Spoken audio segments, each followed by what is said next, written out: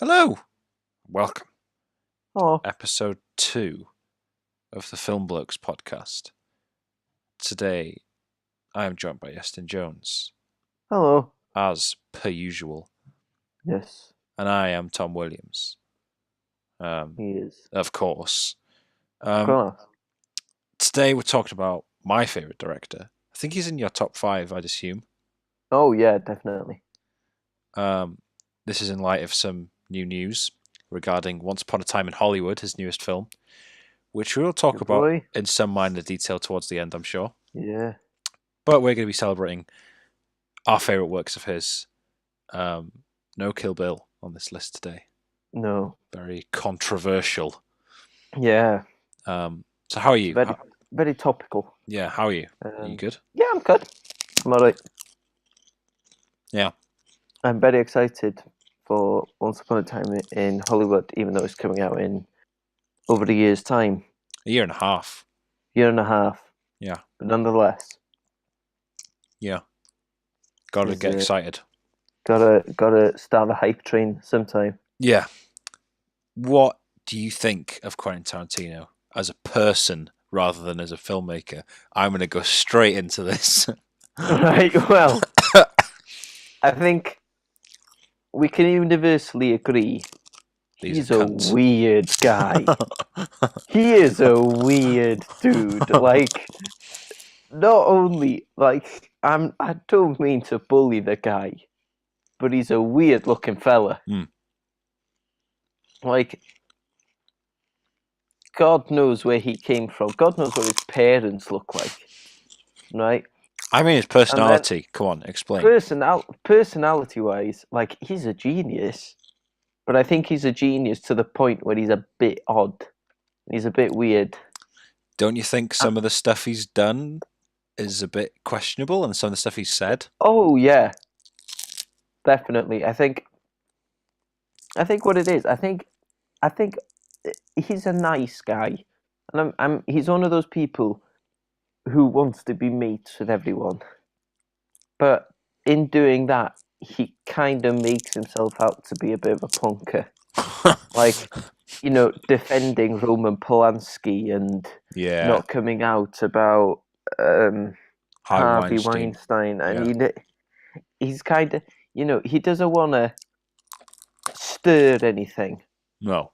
And then again, he says stuff, and you're thinking to yourself, "God damn it, Quentin! What were you thinking, man?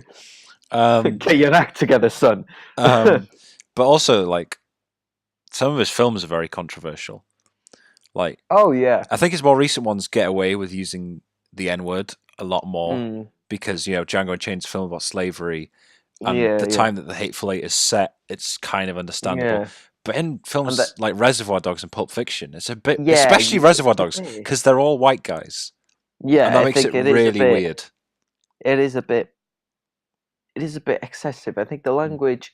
I think his language and dialogue he uses is amazing. I think. It's I really think it's one. realistic, isn't it? It's oh yeah, it's one of the best. But Mm. I think he does use words sometimes, and I do find it quite unnecessary Yeah. for him to use that kind of dialogue. And I think it's the same with his violence. Like I think he has a good temperament to violence. Really, I think I'd say Django Unchained, Glorious Bastards. That's a solid amount of violence. It's a fun amount of violence. You can watch and you can think, yep, that's all right. That's acceptable. But then you reach. But I think I'll discuss this later. But one of his films, I think, might have overstepped the line a bit. Which I disagree with completely, but we'll get to that later. Let's Yes, we will. start though with his first film. Tell me about Reservoir Dogs. Well, Reservoir Dogs, right? Mm-hmm. It was released in 1992, Indeed, I it believe. was. It starred Harvey Keitel, Yeah. Tim Roth, Michael Madsen, Chris Penn, Steve Buscemi, Lawrence Tierney, Edward Bunker, and Quentin Tarantino himself. Actually had a starring role in it. And it simply, It's after a jewelry heist, and it goes wrong, and then the criminals within the gang start to suspect that one of the gang members is a police informant. Yeah. Now, personally, I very much enjoyed this film. Mm-hmm. I thoroughly enjoyed it. I thought the non-linear narrative really, it was interesting. I was watching a video, and I wish I knew who'd done this video. And I'll have to stick it somewhere. Yeah. But it was discussing how Tarantino structures his films like an album, like a music album. Yeah. And you always open with an exciting scene. You always open with an exciting. Oh, I've seen that. I've seen that video as well. Yeah, You've seen the they use video. the example of the first Led Zeppelin album, don't they? With Good Yes. Times, Bad Times. That's what they do. Yeah. And it's really cool because it's interesting looking because he organizes it like you always have the starting song. It's an exciting song, and Yeah. in relations to Reservoir Dogs, it's the scene when Mr. Orange is in the back of the car with a gunshot wound in his stomach. Well, spoilers. He's holding. Well, it's no spoilers. It's at the start of the film. Yeah, it's a 25-year-old film. To be fair, if you haven't seen it, then also, yeah. But then, and then obviously, it's how it's based on that, and I think that non-linear structure definitely helped. Yeah. That to progress. So, what's your opinion on it? I think it is a perfectly fine crime movie. It's lots of twists and turns. Mm-hmm. But I feel like this is the film of Quentin Tarantino's where he just uses too much meaningless dialogue that doesn't really do anything to service the plot. In comparison, like when I watch Pulp Fiction and then watch Reservoir Dogs after it, which of course I watched Pulp Fiction first. After watching Reservoir Dogs after it, I thought, I mean, it's good, but it's no Pulp Fiction because I feel like the story of Pulp Fiction is carried out a lot more smoothly, and all his other films. That's the thing with Tarantino. What's really interesting is he has learned from a lot of mistakes that he made with his early films, but then he's created new mistakes in his newer films. Because Reservoir Dogs is his shortest, right? And the time just flies by. But then again, he gets to Hateful Eight, makes a 3-hour film, which was just unnecessarily long. Yeah. I don't know what you think about what I said, but that's just my opinion on it. It's definitely a great film, but it's definitely not his best. I wouldn't say. Okay, I can agree with not being his best, but as a first film, I agree with that. Excluding My Best Friend's Birthday, which doesn't count. No one's ever seen it. Count. That is one of the best directorial debuts. Yeah, I think for a director. Yeah, because when you say one of the best directorial debuts, you got to think of what the director went on to achieve later. Because there's some directors that debuted as something really big and then just fell off the face of the earth. Yeah. Whereas Tarantino stayed there for 20, 25 years now. Yeah. And also you get other directors with start off with shit and then they escalate then into greatness. So like James Cameron, for example, Piranha Part 2. Piranha Part 2. What was it? The Swarming or something. Oh, it's something ridiculous like that, wasn't it? Something ridiculous. It's awful. Yeah, Piranha Part 2, The Spawning. That's what it was. The Spawning, that's it. Imagine going from that and then on to Aliens and Terminator. Like that's just, that is just a big step up. Anyway, back to Reservoir Dogs. Anyways. What's your favourite scene? Favorite? Oh, it's got to be the. I don't know. I'm torn between the scene where Mr. Pink and Mr. White are having the standoff, and there's that shot where Mr. White is stood over Mr. Pink. They're both pointing the pistols at each other. I think that's a great scene. Yeah, that's really cool. Mm. But another scene I really liked, and I think it's a bit weird for me to say this, but it was the scene where Michael Madsen tortures the policeman. It's not weird for you to say that because everyone says that's their favourite scene from this film. Well, in that case, Yeah. it's not weird for me to say that because everybody likes it apparently. But I thought that was a great scene because it didn't, because it just, I think it was one of the first times I ever saw violence being contradicted by a really upbeat song. Yeah. Because I Stuck in think the Middle with You is a great song. oh yeah, and I think it's funny because personally, as a human being myself, I do enjoy. One thing I really like is when directors decide to put upbeat music to really violent scenes, because I think Three Billboards did that very well, Yeah. where it has music and it doesn't really suit the scene, Mm. and yet it fits really well. Yeah. And I think that's what Tarantino managed to achieve with that torturing scene, personally. But I have a fun fact, Oh. Oh boy. which is a. I've just segued myself into a fun fact right here. Right? When Michael Madsen was actually filming the scene, Mm. he'd recently become a father to his own kids, obviously. And when the actor of the policeman ad-libbed the fact that his character had kids at home, Michael Madsen was almost didn't finish the scene because he was so disturbed by the idea of leaving this policeman's kids fatherless. What I find And hilarious is sorry. yeah, Sorry. and what's really interesting is that you could hear in some raw footage, you can hear in the background Tarantino just going, "Oh no," just in the back, because he knew that he might snap Michael Madsen in a way, Yeah. but he didn't. Michael Madsen returned for two of the films, so I don't think I it was mean, that bad. what I find hilarious about Michael Madsen is that he's extremely opposed to violence. Yet his Yeah, most famous collaborator is Quentin Tarantino. I just find that yeah, hilarious. that That is. It's quite ironic, yeah. isn't it?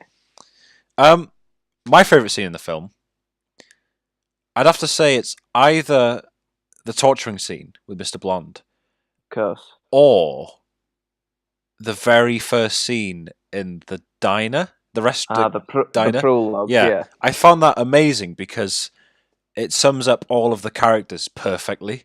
Oh yeah. Because Mr. Pink won't tip because he's really selfish and only cares about himself. And then, Mr. Blonde is saying, "Oh, do you want me to shoot you?" And then he's like saying it as a joke, but then you realize at the end, oh wait, he is a maniac. Yeah. But yeah, I thought that scene was so well written, and it's one of my favorite opening scenes of all time. It's a I love it. it's very interesting. It was a really interesting choice for Tarantino to use that as the opening scene, but Yeah, I think he used it more as a prologue rather than something that contributes to the film. yeah, I get It what you was a mean. way that he introduced the characters Yeah, in a way rather than it having any significance towards the story. yeah, And I think maybe that's why that's why you think that this film is one of Tarantino's weakest because of the dialogue. I didn't say it was one of his weakest. I just didn't No, no, said no, it no, no, wasn't no, one of no. his best. It's just when you were saying a Yeah, lot of the dialogue is very pointless. yeah, I think the reason for that is because the film is so short yeah, and because the film had such minimal budget and the fact that you don't really have much. Obviously you have dynamic, but don't have any time to build the characters up within the compounds of the heist, yeah. I that get what you you mean. need these pointless scenes just to show what kind of characters these people are. And I thought that was quite smart of him, really. Yeah, but I felt like he kind of overdid it slightly, and that some scenes dragged on a little bit too long. Like, for example, the scene where Mr. White and Mr. Pink are talking in the bathroom. Yeah. I thought that was pretty cool, but Oh I feel yeah. like they could have just cut that down a little bit, and that he was just kind of showing off his dialogue skills a bit. Personally, Yeah. Yeah. that's what I thought. Yeah. But where would you rank this among Tarantino's films? Ooh, that's a tough one. I would rank it.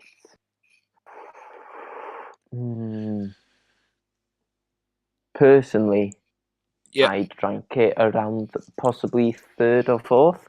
Oh wow, I thought it'd be up there with number 2, number 3, maybe. But okay, Yeah, I'd say it's I might be number three. I think my fourth favorite. I'd say. fourth favorite. I think it's a great debut, but Yeah, I think there are definitely things that could have improved that film. But yeah. the one thing I do want to say before we finish on Reservoir Dogs, the cast that he got together with such a low budget is incredible. Oh yeah, but I think that was down to Harvey Keitel because he actually he had connections to Harvey Keitel through a friend Yeah, yeah. of his mother's or something, and Harvey wanted to not only star in it but produce it. So then that sort of helped launch it. Really, Yeah, I know, but even without that, it only had what, $1 million budget, and it still managed to million get and a half. Yeah. million and a half. It still had, you know, Tim. It launched Tim Roth's career. Oh yeah, Michael Madsen was in it. Steve Buscemi, Chris Penn, who's Sean Penn's brother. He wouldn't have been yeah, cheap just for being Sean Penn's brother, you know. yeah. Um, And then they had your boy Lawrence Tierney in it. yeah, he was a real like nightmare on set, like Oh forgetting all his yeah, lines and all that. oh yeah. There's a little documentary, isn't there, about Yeah, him? yeah. You can check that out. Oh yeah. Not That's going to put a funny. link in the description. No, Well, that's Reservoir because Dogs. What would you rate it out of 10? out of 10, I'm giving it a 9 out of 10. I give it an 8, I think, Ooh, personally. fair enough. I think it is a great film, but there are definitely small problems with it that could have been fixed, I think, personally. Valid answer. So, Tarantino, after making Reservoir Dogs, it was an indie hit, we'll say. He then went on to make what many people, including me, and not including you, believe to No. be his masterpiece. And that is 1994's Pulp Fiction, which stars John Travolta, Samuel L. Jackson, Uma Thurman, Harvey Keitel, Tim Roth, Amanda Plummer, Ving Rhames, Christopher Walken, and Bruce Willis. I'm going to talk about Pulp Fiction for a little bit before I That's all right. let That's you. all right. You go first because this is. This What is is it? this is my favorite film of all time, personally. I also a big claim to make, but it is. I feel like there are many reasons for it. First is the way they weave the three stories together. I think is amazing. I really enjoyed all three of them separately, but also together. I feel like, again, spoilers, but I mean, if you haven't seen Pulp Fiction, what are you doing? The scene where Butch shoots Vincent Vega, that is so out of the blue and unexpected. And then Vincent Vega's in the film again in like, what, 20 minutes later? In the diner? And you're just thinking, what is going on? Because it's never really properly explained. But if he would have explained it, the effect would have been gone. Because he puts, again, we're talking about Tarantino's editing skill of how he organizes the chronology of the film. Yeah, non-linear. Yeah. And the opening scene in the restaurant with Pumpkin and Honey Bunny when they rob it, to put that first and then have the film be completely unrelated to it until the very end is genius. And the fact that he had... I don't even understand how he managed to put this story together, you know, in the way he did. Yeah. It fits so perfectly. And I'm going to pass it on to you now. A question. Do you think if Pulp Fiction was told in chronological order, in the right order, in a linear way, do you think it would have been as effective? Personally, no. I agree. I Because agree. it's definitely got a certain charm to it, but Mm. it would also. The one thing I had, one problem I really had with this film was Butch's story, Okay. because if you in the chronology, Butch's story happens at the end, Hmm. and it happens after the events, all the events that Yeah. occur in the film. So, happens after Yeah. Yeah. Yeah. um, the Jules story, Yeah. the Vincent story, etc. Yeah. And I feel like it's so this not I don't know if I say dismembered, but it's so separate from the rest of the film, because the rest of the film is really neatly compact, and Okay. I feel like you've got a big ball of Play-Doh. Yeah, you mashed all the colours together. Hmm. And all the colours are mashed into this big perfect ball of Play-Doh, and then you forget that you have that little purple bit on the edge. And it's not a nice looking purple either. It's a bit of an ugly purple that you don't really want to put into this ball of colour that you've got. Mm.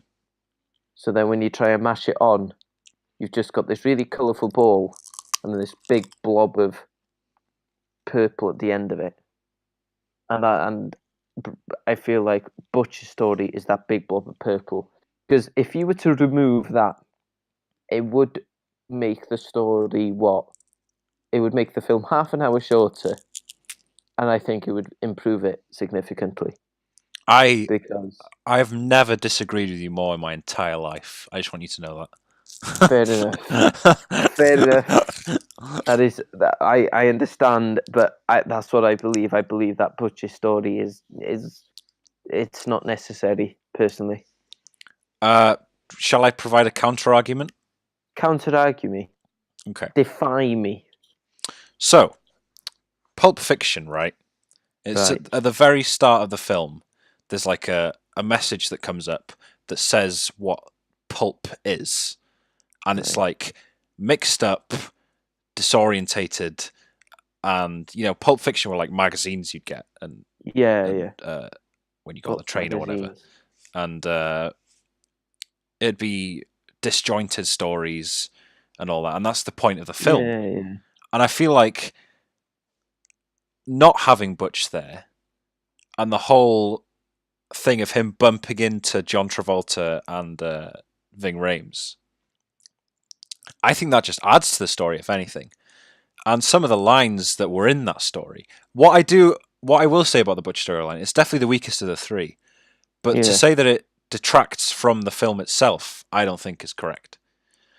Um, I feel like there's about 20 minutes of it that are really good, and then about 10 that are just. This is something, again, Tarantino at this point hadn't exactly learned, in my opinion, how much dialogue was necessary. Yeah. And a lot of the Yeah. dialogue between Butch and. What was his girlfriend's name again? Oh, I haven't a clue, but she got on my nerves. Oh, Was nothing like Jodie or Fabienne. Fabienne. Fabienne. Uh, Bloody Fabienne, man. she wasn't that bad. Fucking It's hell. just She was awful. it's just their conversations were Yeah. a bit cheesy and unnecessary. Yeah. But Like she was I going on thought, about being fat for about 10 minutes, wasn't she? I thought the whole thing of him going back for his watch was really cool. How they did that with Christopher Walken's speech was amazing. And then he went back Christopher and Walken was weird. Christopher Walken is weird. yeah, I think He that was is like up. super weird. Christopher Walken in Pulp Fiction is up there with my favorite one scene performances of all time. I think genuinely. Anyway, the fact that he goes back for his watch and all that, and the backstory created by the Christopher Walken thing, and uh, when he goes to the shop with Marcellus Wallace, and the whole weird thing with the gimp and everything, I thought it worked really well within that world, personally. And And of course, it brought us the line, "Zed's dead, baby. Zed's dead," and then he just drives yeah, off, which is like the yeah, most cringy yet amazing line of all time. It's Sorry, actually you interesting could talk about because Pulp Fiction now. There you go. no, I don't have much to say about it personally because I'm not exactly the biggest fan Yeah. of Pulp Fiction. Of course, I like it. Hmm. It's a good film, Hmm. but I wouldn't say it's one of my favorites. Yeah. Um, I was just looking at some funky facts. Yeah. Um, Keitel was actually the one who convinced Willis to star in Yeah, I the saw that. They're good friends, aren't they? film. Yeah, Which is and interesting. they convinced him, and Bruce, I guess, didn't want to work with Tarantino again, and Tarantino didn't want to work with Bruce again because They never that did. unity didn't come back. Well, I mean, And it's not always that case. Maybe Tarantino's never written a role and thought, you know what, Bruce Willis would be good for this role. You know what I yeah, mean? I suppose so. And I feel Yeah, like it was important that they got Bruce Willis because he was the only real big Hollywood star at the time.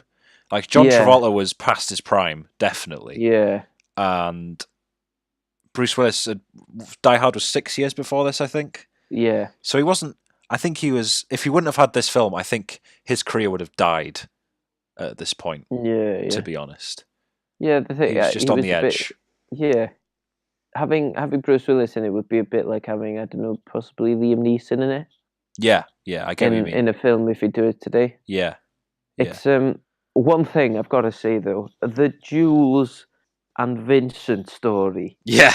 That's right? amazing. I've got to say that did redeem it a bit Yeah, because I loved Samuel L. Jackson in it. yeah, I loved John Travolta in it, and I've got to say I really enjoyed Quentin Tarantino in it as well. I think Quentin Tarantino wrote himself into the best scenes just for the sake of it because I, I thought he was hilarious in it. yeah. That role wasn't initially meant for him. I don't think.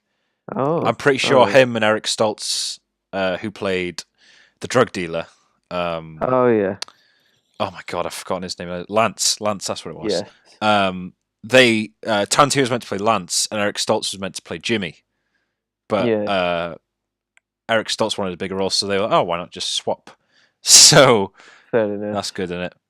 But I loved those scenes and just the moment when John Travolta just goes, "You've got to have an opinion." Do you think, boom? Yeah, yeah. I Oh know. shit! Yeah. Is I golden. love that scene. Yeah. That is gold standard. Only Tarantino could come up Yeah, yeah. with something as stupid as that. That's almost the ah the Lubix effect. I think it's called Yeah. the Lubitz touch. That's what it was. I thought that was great. Um Also I want to say about Pulp Fiction, it's one of the few films that I'd say is it's probably the nearest film to being perfectly cast that there is about in the main roles. I mean, I don't mean Yeah, whoever played Fabienne. I mean, Fabienne. John Travolta, Samuel L. Jackson, Uma Thurman, Harvey Keitel, Tim Roth, Amanda Plummer, Ving Rhames, Eric Stoltz, and Bruce Willis. You can. No one would have been able to play any of those 9 roles better. I can never see. That's the one. That's I can agree with you there because I can never see of different actors playing those roles. Yeah, I think Tim Roth is barely in this, and it's probably his best role, which is really sad. But Yeah, it's interesting yeah, because I think he's only in one scene. I can't see anyone else no, playing that role. no, it's cool. It's Um, it's it's a good film. Final Just thoughts on Pulp Fiction and a rating, please. I would like to say it's a good film. It's very enjoyable, but I do feel that the Butch story is not necessarily necessary. So I'm giving it a low 9. It's my number. I would call it my number 4 Ooh, or all right. number 5. I'm not sure. Number 5. Ooh, One of them. that would be horrible. It's obviously my number one. It's not just my number one Tarantino film. It's my number one film of all time. It's influenced films, and it was it was one of the. Would you say it's one of the best films that came out of the independent film movement in the 90s? You know, stuff like Boogie Nights and I'd Res- imagine so. Reservoir Yeah. Dogs and Pulp Fiction. Yo, If yeah. not the best, definitely the most influential, I'd say. Of Fair enough. because directors like Paul Thomas Anderson came through, and Oh, Wes yeah. Anderson and Quentin Tarantino. They all came through this independent film movement in the 90s, and I think this is the pinnacle of what indie films can achieve in Hollywood, and it's hands down a 10 out of 10 for me. Fair. So, film 3 on our Tarantino list is Yeah, boy. would you say this is his most controversial film? I wouldn't call it controversial.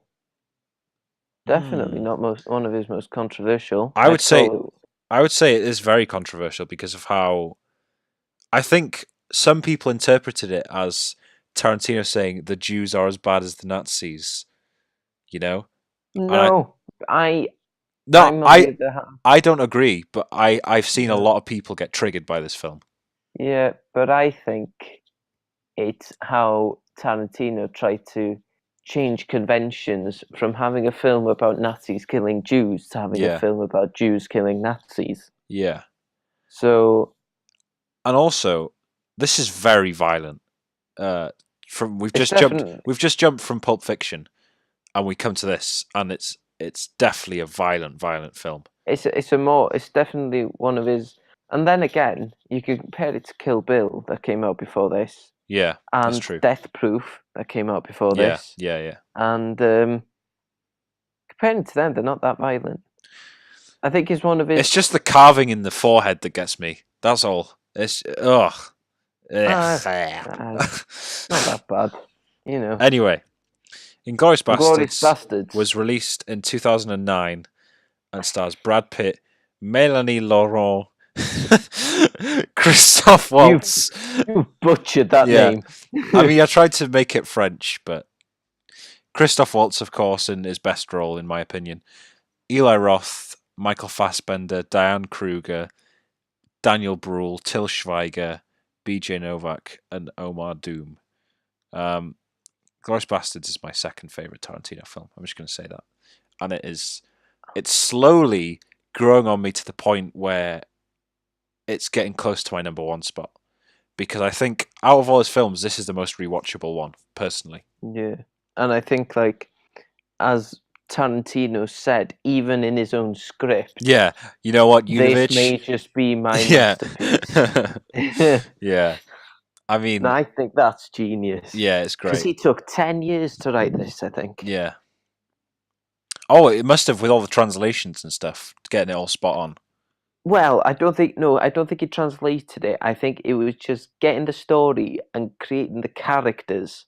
And I've Yeah. got to say, Hans Landa Yeah. is one of the most menacing, one of the most diabolical, and yet one of the most fascinating characters in cinema. I think he's the best villain of all time. He is one of them I'm saying it. because I'm saying he's the best villain of all time. you're saying it, Come at me. but he is so good. And Christoph Waltz, Mm. he didn't exist before this film, No, and he no. turns up and he just I can't handle Mm. how good he was because you genuinely believe that that was him. Mm. You wouldn't imagine, if he was you, you could see him being an actual bloke. Mm. It's ridiculous. What I love about this film is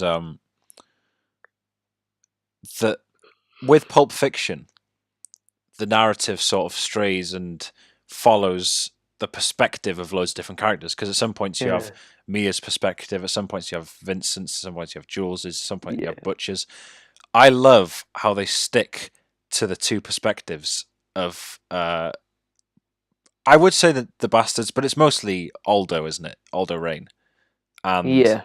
Shoshana, who is Shoshana. Yeah, she is a great character as well. She's so She's good. good.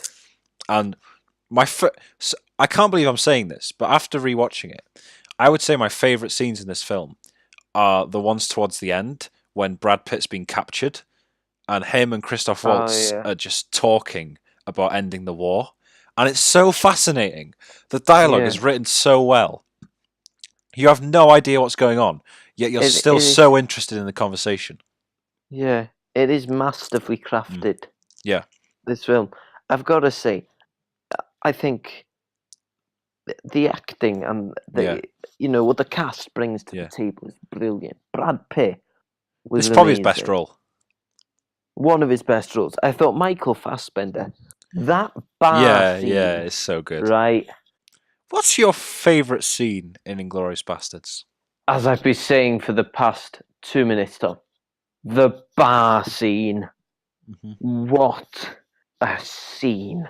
Mm-hmm. That is ridiculous. Explain. Because, right, Mm-hmm. it's just the tension building in that scene, right? It's about what, 15 minutes? It's crazily long, but it doesn't drag Yeah. at all. That's the best thing No, about it. there's no dragging in it. The dialogue's constantly interesting. The characters, you're always learning something about each of the characters. Yeah. I just love like the slow build up and the Nazi general sitting down with the bastards, right?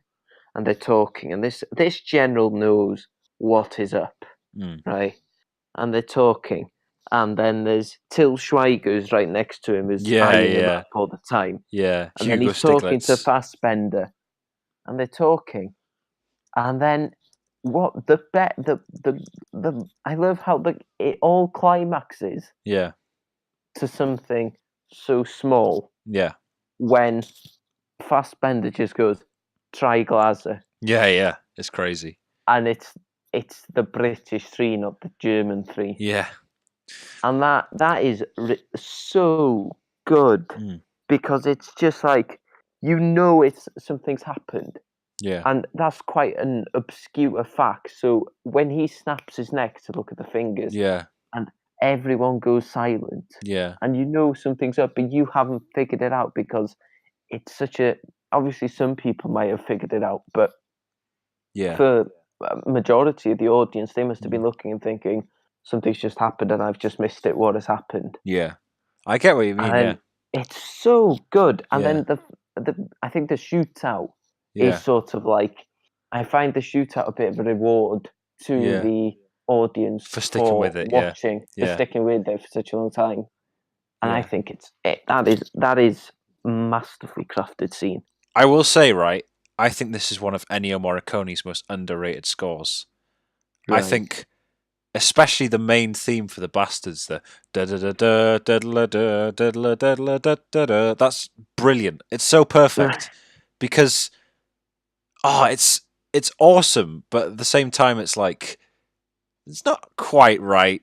Like, you know what I mean? It doesn't quite fit with the stereotype of what music you'd usually use, which is cool because that sort of fits with the Bastards because you're rooting for them, but then you're kind of like, wow, they're quite violent. And also, there's a David Bowie song in there, which is one of the few David Bowie songs I like. It's probably one of my favorite. Is it my favorite Tarantino soundtrack? Pulp Fiction's up there as well. But it's so great. What do you think of the score? I think, I don't know. I didn't really notice the score when I watched it. Yeah. Because I felt so captivated by the acting. I feel like the score adds to it, and it's brilliant.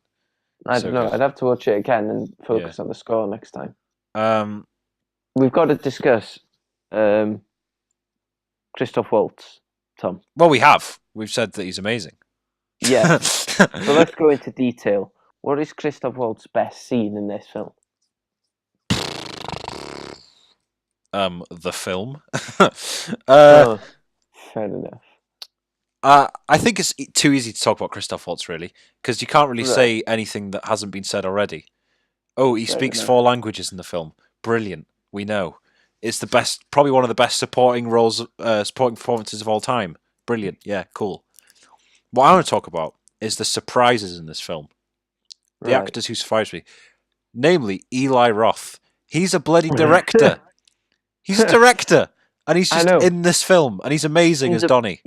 He's a pretty shit director, to be honest. I think he should reevaluate his career path and Wow, that's a bit exactly. mean. Yeah, it's a bit mean, but yeah. it's true, isn't it? Have you seen Cabin Fever? I haven't. No, I don't want to either. It's dismal. But I think Eli Roth is just. He's not even. It's not even good acting in this. It's just his presence and his accent that's so perfect for that role. I can't see him being good in anything else in the rest of his career. But he is Donnie Donowitz, you know. Yeah. Obviously, by now we know Michael Fassbender's a marvelous actor and that he could play pretty much anything, and you'd believe it.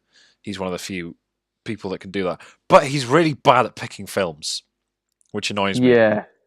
Because Assassin's Creed, The Snowman, Alien Covenant. Anyway, that's for another day. We might have a Michael Fassbender episode one day. A Michael Fassbender roast. Yeah. But people like Daniel Bruhl, this launched his career as well in English films. Oh yeah. In a small role, I must say, but he was good. Yeah. Omar Doom and BJ Novak as Utovich and Omar, which was cool. And even the black French guy who played Marcel, I thought he was pretty good as well. Oh, he was good, yeah. Anyway, Inglourious Basterds, right? I think, is it the Tarantino film that got the most Oscar nominations, or did Django get more? No, I think this got more, didn't it? Yeah, I'm pretty sure this got more than Django, because it got 8 nominations, right? Yeah, Django only got 5, and Inglourious Basterds got 8. So, and it's really surprising considering how much of a flip on the genre it is. And it wasn't that well received by critics initially. Oh. But people sort of warmed to it, which is cool.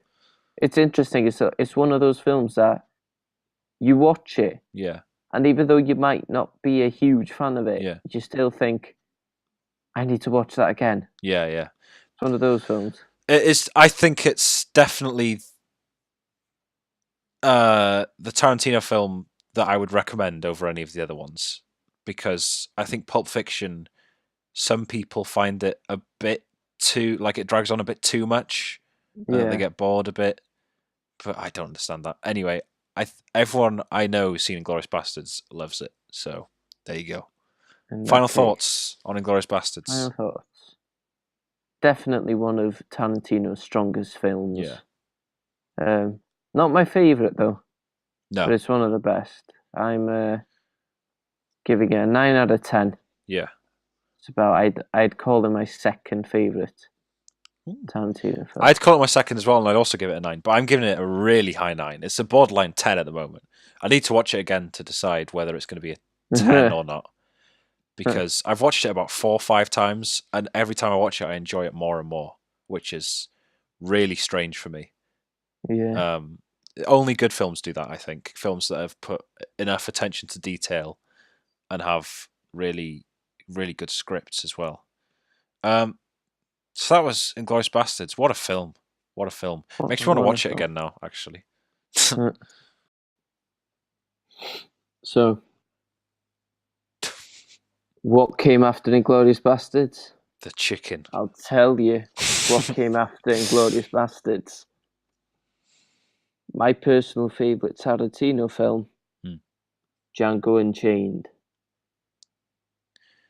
2012 release, starring Jamie Foxx, Christoph Waltz, Leonardo DiCaprio, Kerry Washington, Samuel L. Jackson, Walton Goggins, and that's it, really. Don Johnson. But I've got to say, Don Johnson, mate.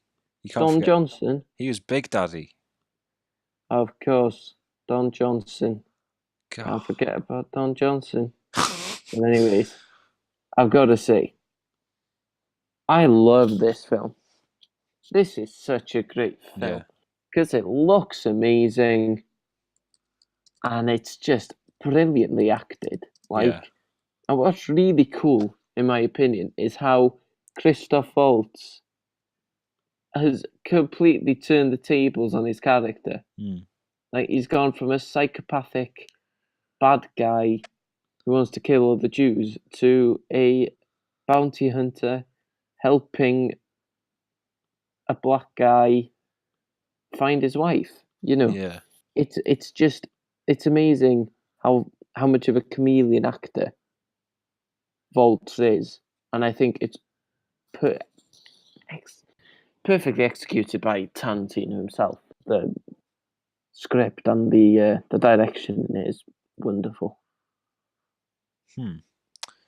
Yeah, I don't sing this film's praises as much as you do. I like it, but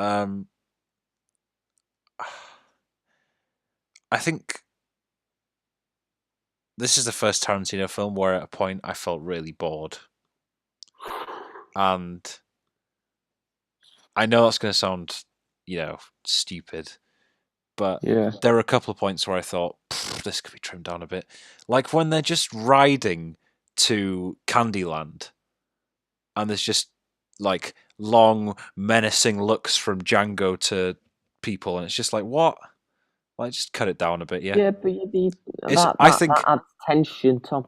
it didn't add It's tension got for me. I tension, think doesn't it? the tension was built up perfectly fine in the dinner scenes, which were amazing. Well, the dinner scenes were very good. I think that would have done fine on its own. That's perfect. Yeah. But I think Tarantino was being a bit too pretentious, in my opinion, and showing off all his great camera work and his crazy zooms and all that, when he should have Yeah. just, got on with the story a bit, I thought. Yeah. Saying that, also, when he shoehorned his own cameo in as an Australian guy, that was terrible. Okay, admittedly, That was he really can't bad. act. Yeah. He can't act, and I think he knows he can't act. Yeah. But But that he's that just doing that it for whole the sake scene of was the job. completely unnecessary. It should have ended before then, the film, for me personally. I don't think there was a need for him to go back and then meet Quentin Tarantino and then go back to kill Steven. Suppose. I thought that I don't know. There could have been a better way to execute it. It didn't need to be 2 hours and 3/4. I don't think. I don't think there was enough story to fill that runtime. Saying that, the dinner scenes, man. Those dinner scenes alone would have made a great film. Just sitting by the dinner table for 2 hours. I would have watched that. I That watched that and enjoyed it. mm, Jamie I did. Foxx, Christoph Waltz, Leonardo DiCaprio, and Samuel L. Jackson. Incredible. Yeah. What was you'd say? Who was your favorite character, and why? So, most likable character, or The person you like, the person you enjoyed watching on screen. um, I I think the appeal to me for this film is that none of the characters are really that likable. Like, I know you're Mm, following Django, but the only reason you're following Django is because of what's happened to him, and that you feel like you should root for him because of all the shit that's gone down, And I feel like, in the end, Tarantino never really has any heroes. It's all anti-heroes. And I think this is the closest he comes to having a Hollywood hero, if you know what I mean, yeah. in Django. But I guess if I had to pick one, it would be Django. But I think that's really quite obvious, isn't it? What do you Yeah. think? No, I know what you mean. Yeah. Like he has a lot of anti-heroes. I personally found Christoph Waltz's character. What was he called? King Schultz. King Schultz. He was so likable. He was great because I felt like he took Django under his wing Mm. and he helped him, and he was very kind with him, and I really enjoyed him as a character, and I enjoyed watching the relationship between both of them Yeah. develop because I felt it was just I don't know, it was like a good friendship, wasn't it? Yeah. And I don't know, it's a bit like an old school buddy cop, innit? Mm. Like there's two guys and they just they've got two completely separate backgrounds. They just come together and they become friends and they help each other out. And it's just it's sort of feel good really watching them work with each other. Yeah. Mm.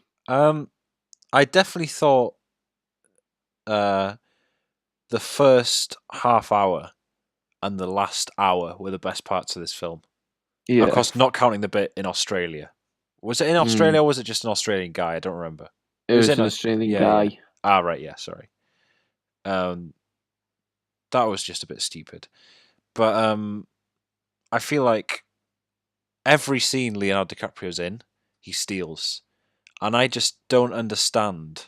Maybe it was after the hype of Inglourious Bastards. I don't understand how Christoph Waltz was nominated and Leonardo DiCaprio wasn't. Because I think DiCaprio is the best his best performance in this film, personally. He did I do a good think job he's in this fair so play. menacing as Calvin Candy, and he's so menacing in a different way to Hans Lander. Because another actor would have probably thought, "Oh, Hans Lander worked in a Tarantino script. I'll try and emulate that." No, Calvin Candy's completely different.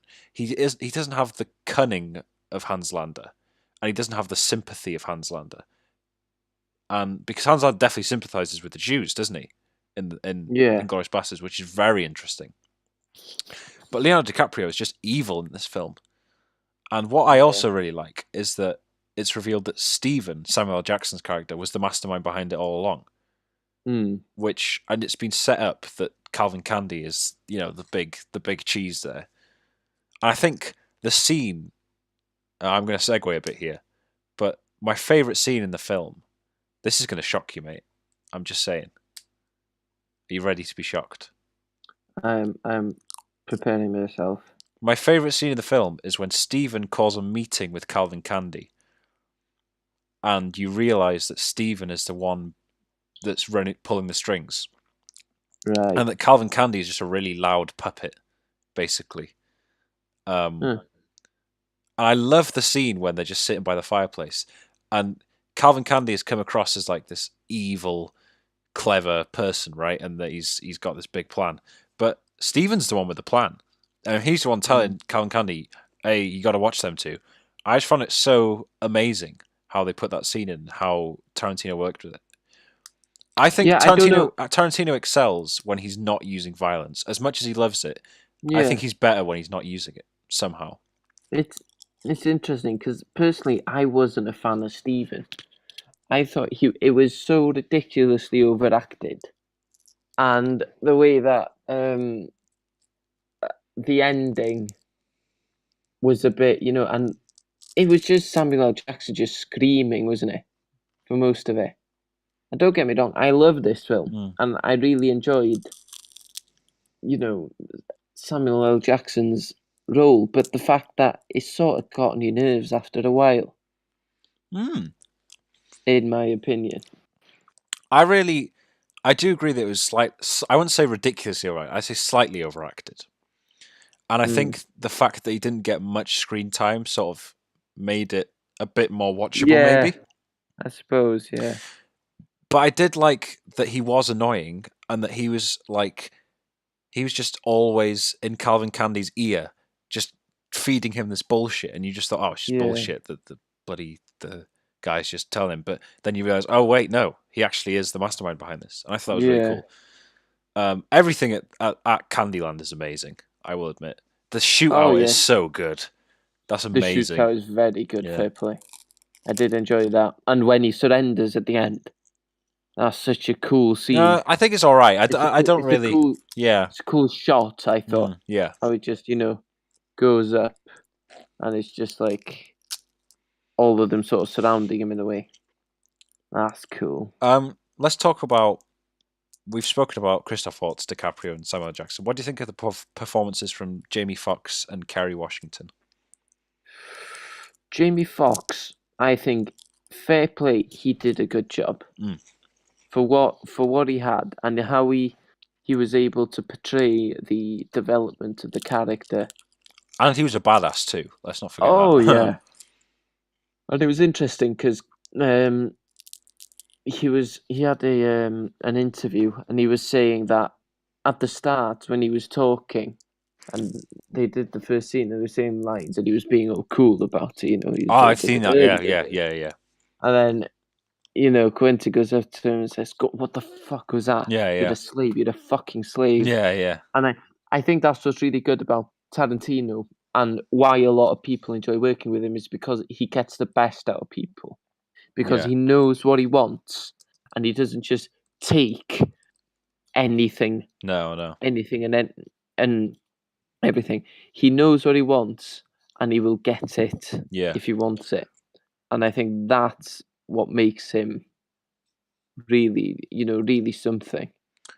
I think what Jamie Foxx did really well. I think where Samuel L. Jackson to try and keep up with Christoph Waltz and Leonardo DiCaprio, I think everyone on set could tell that they were stealing this film. To be Oh honest, yeah, personally, those two actors are definitely by far and away the best. But I think Jamie Foxx's performance is really subtle and yeah, quite quiet, whereas Samuel L. Jackson is really loud and obnoxious, and yeah. I know what you I mean. think it's very contrasting. Yeah, yeah. And Jamie Foxx does hold his own brilliantly. And Oh some of the yeah, scenes he definitely. steals them from Christoph Waltz. Yeah. And I love the scene at the end when he's walking down the stairs. He's like, I count 6 shots. I count 2 guns. And it's like, oh, that's such a great line. Another That's classic good. Tarantino, cheesy but awesome line. What Yeah. about Kerry Washington? I don't know. She wasn't in it much. I thought she definitely. I don't know. She sort of just screamed in agony for a lot of it. But I felt like She was all she right. was Yeah. she was all right. She did her job well, Hmm. and I doubt she could have done it any better. To be honest, Yeah. there's not much she could have done with the character, No, really. exactly. One thing I do want to say before we wrap up on Django is that this was the film that introduced Quentin Tarantino to Walton Goggins. And I think we can both Yes, agree that that is a brilliant thing. that's great because Mm. Walton Goggins, fair play. I think it was after this film that he really came into the limelight Yeah. because he's a surprisingly good actor, Yeah, as yeah. we'll see in the The Hateful Eight. next film Yeah. we'll discuss. Um, He is solid. he is great, yeah. I feel Yeah, like he's definitely one of those names when I saw his name on the Hateful Eight poster, because I just didn't yeah, recognize his name. I thought, who? Walton yeah. Goggins? And then I looked back at the Django cast and I was like, oh, it's that guy. It's Billy Crash, Mm. obviously. Um, but yeah, Walton Goggins was great.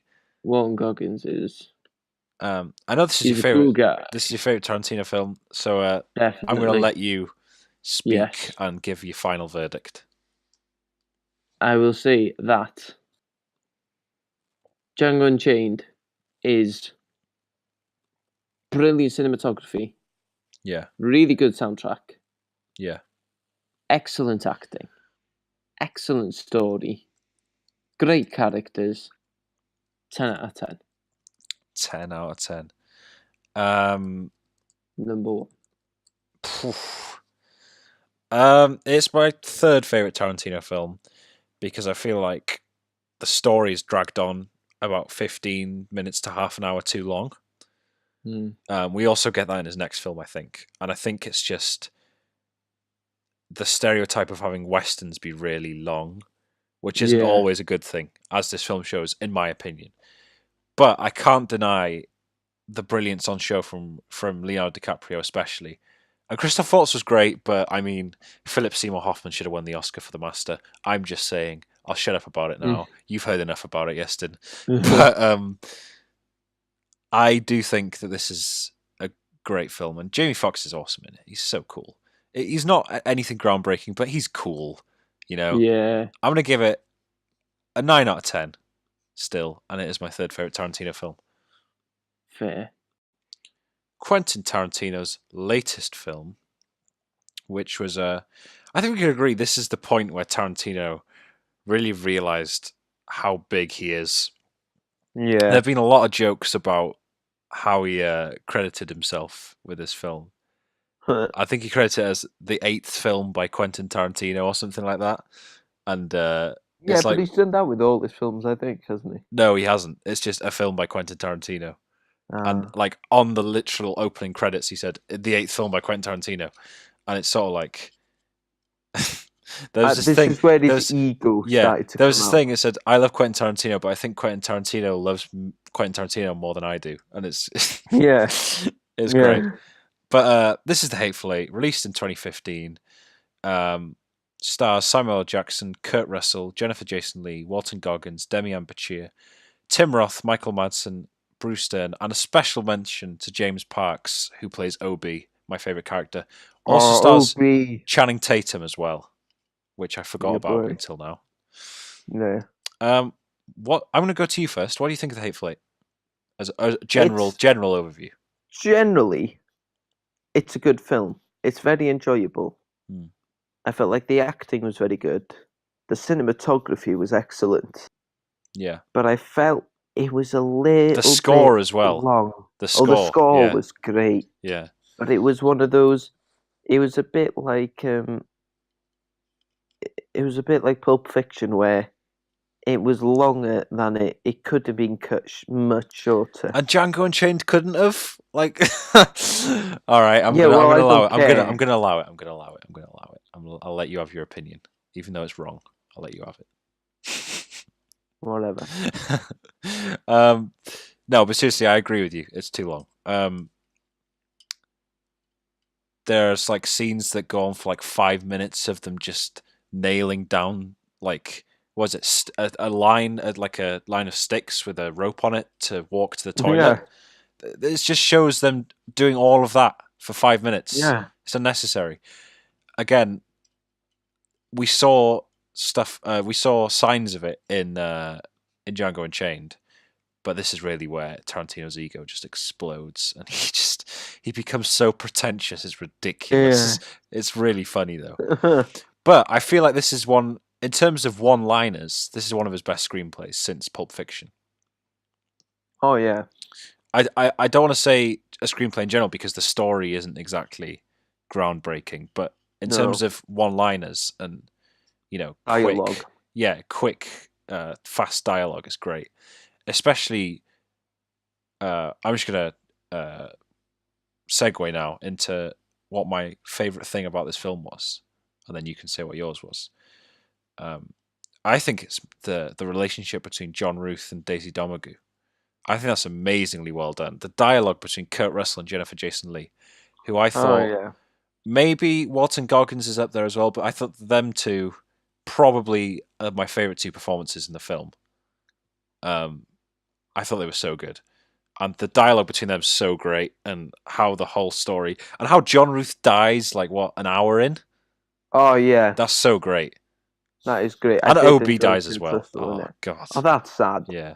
I was distraught when he died. OB is like, He just is. so you know, he's our fan favourite amongst He's our our mates. Lord and Savior. I think Lord and Savior OB. yeah, every He time we wasn't watch, even one of the hateful. yeah, when I've watched the Hateful Eight with my friends, I do point out that Obi wasn't one of the hateful because he's just a nice guy, you know. He's And such a he's great got my guy. favorite line in the film as well. Jesus Christ, that door's a His whore. door's a whore. That's so great. That was a great line. Yeah. What was your favorite thing about the Hateful Eight? Actually, I Oh, want to say something else. The scenery and the Ennio Morricone score, it's just so great. Even though it oh rips off yeah. the Thing completely, I think it's really cool. Yeah. But I Did mean, any why? Morricone do the thing? Yeah, he did. That's what I'm saying. Yeah. If it did rip off the Thing, then it doesn't really matter because Ennio Morricone did the Thing as well. So And also, Tarantino was paying homage to the thing yeah, through this film, which is why he cast Kurt Russell, Kurt exactly. Russell. Yeah, it's pretty bonkers. Yeah. What's your favorite thing about this film? Favorite thing about this film? Oh, God knows. Everything's good in it. You just said that it was too long. Yeah. Yeah. Okay. If you had to pick a scene, maybe, or a But trying to performance, find a specific scene, yeah, I've got to say it's the.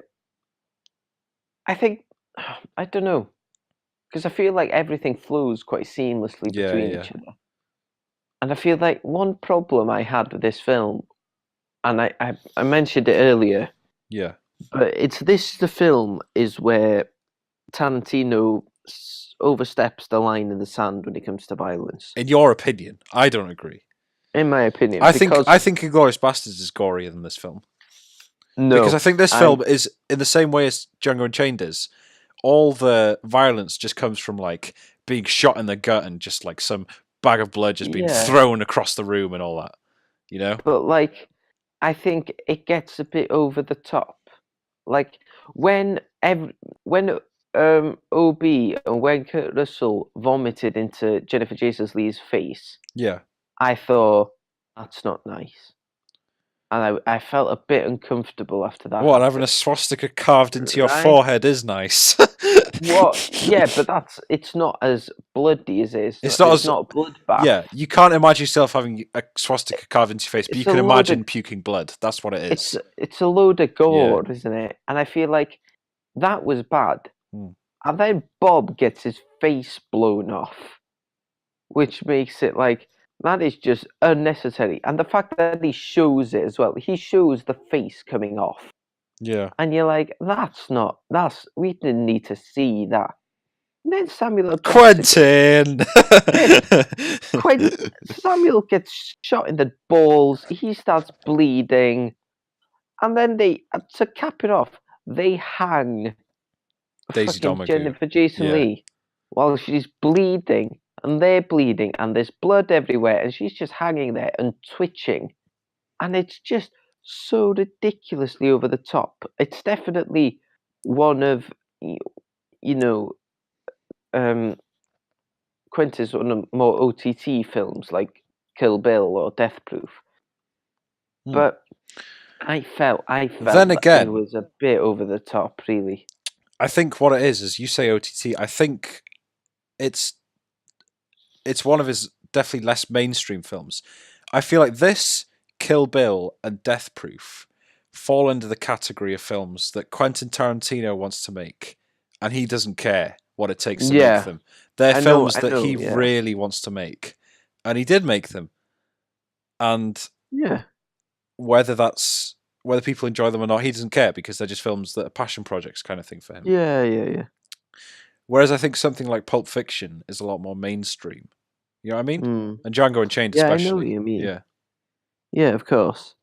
Like yeah, he has his. There's a clear division between his films. There's his Yeah. serious, interesting, thorough worked on films, and then there's his funky, fun, Hmm. doesn't really give a shit films. And this definitely comes under the funky fun, doesn't give a shit films. Yeah.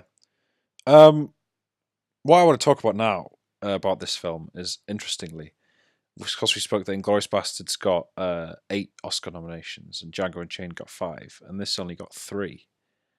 I say Mm. only got 3. That's still really good, but for Yeah, Tarantino's standards, it's not as high, and it only has a 7.8 on IMDb, which is pretty yeah, low compared to other stuff. That's lower than both the Kill Bill films, I'm pretty sure, and it's yeah. It is. just about above Jackie Brown, which is a Mm. 7.5, which a lot of people don't like.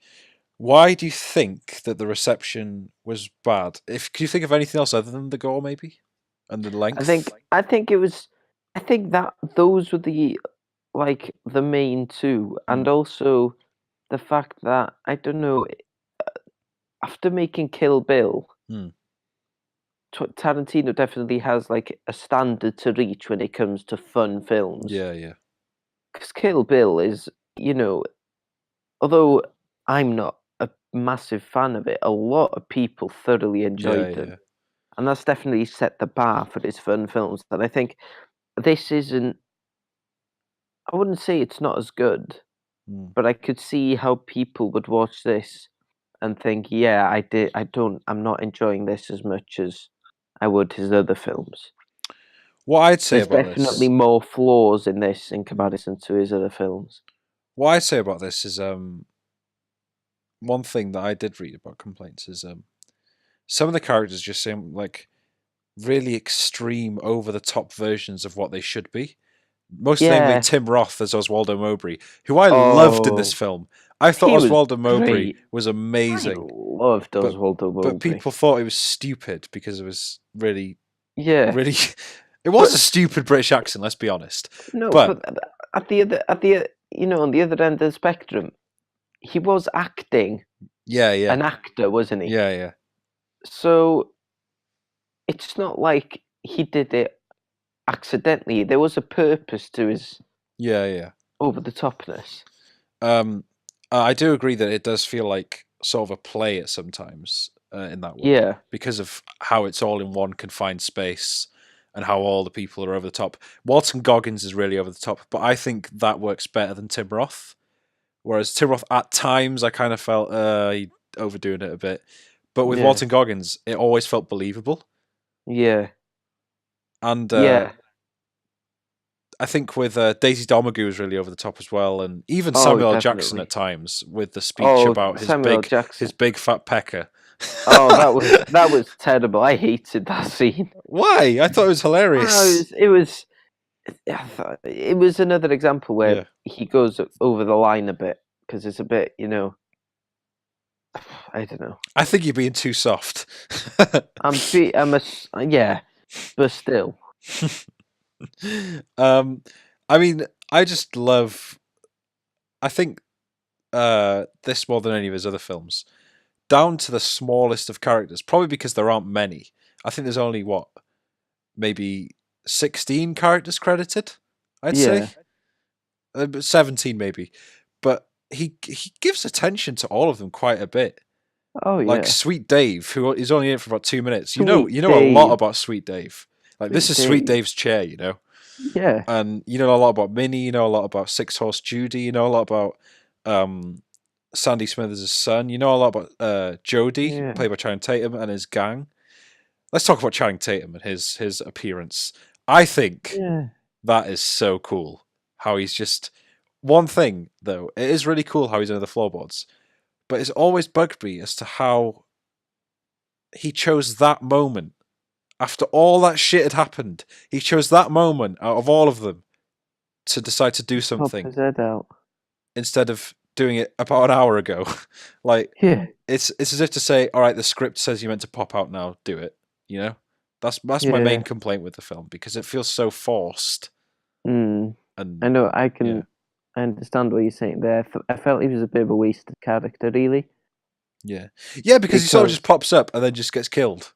yeah, because he was like, it was his plan. He was the plan to release Daisy, wasn't he? Yeah, And it just sort of, I don't know. It was a bit of a waste, really, wasn't it? yeah, Just yeah. a I don't know. shame, but there we go. Um, so overall, what are your thoughts on the Hateful Eight, and what are you going to give it out of 10? Well, I'm giving it an 8 out of 10 because, Like the Hateful Eight. yeah, because it's not a bad film Yeah. by far, not West, No. and I'd call it the fourth. So if I were to rank the films we've discussed, it Mm. would be Django Unchained #1, Glorious Bastards #2, Wait, you're putting the Hateful Eight above Pulp Fiction? Reservoir Dogs #3, Hateful Eight No #4, way. Reservoir Dogs #5. Reservoir Dogs No, #5? What are no, you on Pulp about? Fiction #5. Hateful Pulp Eight ahead of Fiction. Pulp Fiction. No, I'm wrong there. Am I wrong? Yeah, I'm wrong. Pulp Fiction, then You Hateful Eight. can't just change your mind. You've said it now. No, because I was trying to remember it and I can't remember it. But now I've remembered it. Oh, I Jesus. don't know what happened there, but fuck. Hateful Eight is an 8 out of 10 for me too. It's a Yeah. pretty high 8 though. A few tweaks would have made it a 9, I think. Hmm. And I feel like with the Oscar snubs, I feel like it could have got a couple more acting nominees. To be honest, maybe a Walton Goggins would have been nice, or a Kurt Russell. That would have been Yeah. cool. But yeah, that's the Hateful Eight for you. There we But go. before we end, I think we should talk about Tarantino's upcoming project, Once Upon a Time in Hollywood. I Oh know yeah. we're both pretty excited for this. I think you're more excited for this than me. I'm a bit cautious about it, but I'm very yeah, excited because I think I don't know, because after discussing Hateful Eight, it's either gonna be Django Unchained, Inglourious Bastard standards, mm. or it's going to be Quentin Tarantino being really cocky and egotistical and just making a bit of a shambles and pulling a bit of a Hateful Eight. I feel like he's going to be really careful with it for once in his career because he knows that if he is really insensitive with this topic and he doesn't, either if he's really insensitive or he makes a really bad film out of it, then I don't think he's going to Yeah. get much else in terms of No. making films. Yeah. But then again, he's already signed up for that Star Trek film, and he said he's Yeah. making 10 films. This would be his penultimate one, with the Star Trek one being his last. Yeah. I mean, he could just do whatever the fuck he wants and get away with it. He could. That's the interesting thing. But what does excite me is the cast. You know, Oh yeah. DiCaprio and Pitt are already cast as an actor and his stunt double, which I find hilarious. Which is going to be really cool. And then having Margot Robbie. It's the first time DiCaprio and Pitt have starred in a film together, which is crazy to believe. Is it? Yeah. And Cool. Margot Robbie is rumoured to play Sharon Tate. Al Pacino's rumoured to be in it. Samuel L. Jackson's rumoured to be in it. There's a lot of people. I think Tom Cruise was in talks, but I think it was for one of the lead roles, so I don't think he's going to be in it now. Yeah. And also, we've sort of fan cast Christoph Waltz as Roman Polanski, haven't we? Yeah. That's what we are thinking, but I'd love that so much. But I think he's too old, to be honest. I think so, yeah. But we'll see. Tarantino might bring a newcomer in, that'd be cool. Yeah. Well, that's it for the Film Blokes podcast this week. Yeah. Next week, we will be looking at a different director by the name of Martin Scorsese.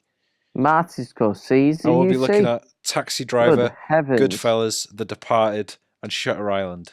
It's going to be amazing. Nice. It's going to be not Raging Bull, because Raging Bull is overrated as hell, and Shutter Island is underrated as hell. So shut up, anybody in my head. Shut it up. Ha ha. Wow. That's a one way to end the podcast is with a shit pun. I've been Tom Williams. And I've been a disgrace, to be honest. And we've been the Film Blokes. Goodbye. Yep. That's our new outro. Whoopie doo. There you go.